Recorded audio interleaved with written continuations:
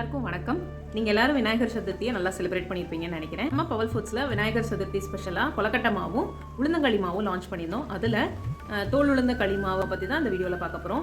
உளுந்தங்களி மாவை பற்றி பார்க்குறதுக்கு என்ன ஸ்பெஷாலிட்டி இருக்குது? அதுதான் எல்லா வீடியோலையும் உளுந்தங்களி மாவு சேல் பண்ணுறாங்களே, உங்கள்கிட்ட என்ன ஸ்பெஷலாக இருந்துற போகுது அப்படின்னு நீங்கள் யோசிக்கலாம். உளுந்தங்களியில் பச்சரிசியும் தோல் உளுந்தும் ஆட் பண்ணுவாங்க. ஒரு சிலர் வெள்ளை உளுந்துலே உளுந்தங்களி செஞ்சு சாப்பிடுவாங்க. தோல் உளுந்தங்களி செஞ்சு சாப்பிட்டோம்னா இன்னுமே நம்ம உடம்புக்கு சத்தாக இருக்கும். எஸ்பெஷலி ஃபைபர் கண்டென்ட் அதில் ஜாஸ்தியாக இருக்கும். அதனால் நம்மளுக்கு டைஜஸ்ட் ஆகிறதுக்கு யூஸ்ஃபுல்லாக இருக்கும். எந்த உணவுப் பொருளும் சீக்கிரமாக டைஜஸ்ட் ஆயிடுச்சுனாலே உடம்புல நம்மளுக்கு வரக்கூடிய பாதி நோய்கள் வராமல் தடுத்துடலாம். நம்ம பவல் ஃபுட்ஸில் தயாரிக்கிற உளுந்தங்களி மாவை பற்றி பார்க்கலாம். நம்ம பவல் ஃபுட்ஸில் உளுந்தங்களி மாவில் கருப்பு தோல் உளுந்து அதோட பச்சரிசிக்கு நார்மலாக நம்ம மார்க்கெட்டில் கிடைக்கிற வெள்ளை பச்சரிசி ஆட் பண்ணாமல் பூங்காரில் பச்சரிசி ஆட் பண்ணியிருக்கோம். பாரம்பரிய அரிசி வகைகளில் பெண்களுக்கான அரிசியில் பூங்காருக்கு தான் முதலிடம். பொதுவாக களியுமே பெண்களுக்கு தான் அதிகமாக கொடுப்பாங்க. ஆஃப்டர் ப்ரெக்னன்சி கொடுப்பாங்க, நம்மளுக்கு போன் ஹெல்த்தை இம்ப்ரூவ் பண்ணுறதுக்காக. அண்ட் நம்ம பியூபர்ட்டி டைம்லையும் பெண்கள் ஏஜ் அட்டன் பண்ணுற டைம்லையும் நம்மளுக்கு வந்து அதிகமாக அந்த போன் ஹெல்த்துக்காக களி சாப்பிட சொல்லுவாங்க. அதோட ஆடட் பெனிஃபிட்டாக நம்ம பூங்கார் ரைஸ் ஆட் பண்ணி சாப்பிடும்போது இன்னுமே அதில் ஹெல்த் பெனிஃபிட்ஸ் ரொம்ப ஜாஸ்தி. அதுக்காக இது ஆண்கள் சாப்பிடக்கூடாதா அப்படின்னு கிடையாது. பாரம்பரிய அரிசியில் எதையுமே ஆண் பெண் அப்படின்னு பிரித்து சாப்பிட்றதுக்கு எதுவும் இல்லை. எல்லாத்துலேயுமே ஆண்களுக்கு தேவையான சத்தும் இருக்குது, பெண்களுக்கு தேவையான சத்தும் இருக்குது.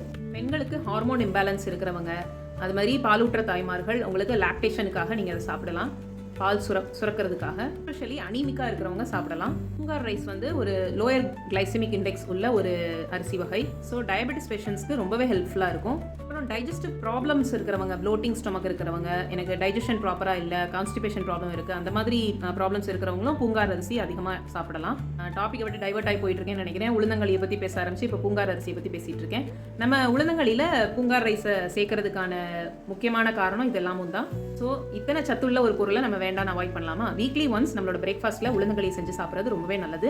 அதில் உளுந்து, பூங்கார் அரிசி, சுக்கு, ஏலக்காய், கூடவே நம்ம செய்யும் போது கருப்பட்டி, நல்லெண்ணெய் சேர்த்து செய்கிறனால இதில் நீங்கள் எல்லாத்தையுமே பாருங்கள், இதில் எதுவுமே சின்ன அளவில் கூட நம்மளுக்கு உடம்புக்கு தீங்கு விளைவிக்கிற இன்க்ரீடியன்ட் எதுவுமே கிடையாது. எல்லாமே ரொம்ப ஹெல்த்தியான இன்க்ரீடியன்ட்.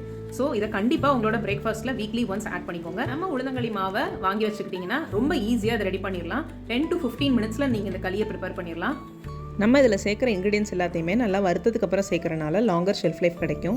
இனிப்பு ஆட் பண்ண வேண்டாம்னு நினைக்கிறவங்க இதே களி மாவை உப்பு சேர்த்து கஞ்சியாகவும் ப்ரிப்பேர் பண்ணி சாப்பிட்லாம். என்னங்க, இனிமேல் வீட்டில் உளுந்தங்களி செய்கிறது அவ்வளோ ஒன்றும் கஷ்டமான விஷயம் இல்லை, ஈஸியாகவே செஞ்சிடலாம். கூடவே சத்தாவும் செஞ்சு சாப்பிட்லாம்.